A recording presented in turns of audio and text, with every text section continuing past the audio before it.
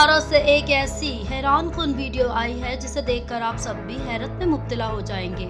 Social media पर एक video viral हो रही है जिसमें देखा जा सकता है कि दुल्हन स्टेज पर बैठी है जबकि दूल्हा स्टेज पर ही सो गया है।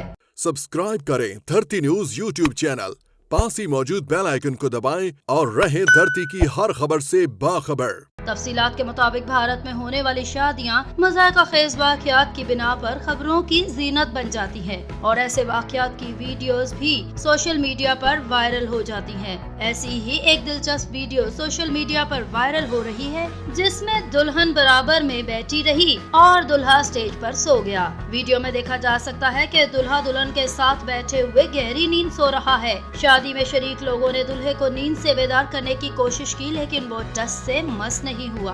दूल्हे से मुतालिक ये कयास आराइयां भी की गई कि वो नशे में था, ताहम असल वजह सामने नहीं आ सकी।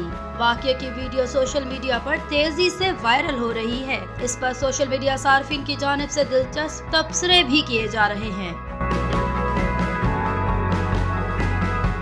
सब्सक्राइब करें धरती न्यूज यूट्यूब चैनल, पास ही मौजूद बेल आइकन को दबाएं और रहें धरती की हर खबर से बाखबर।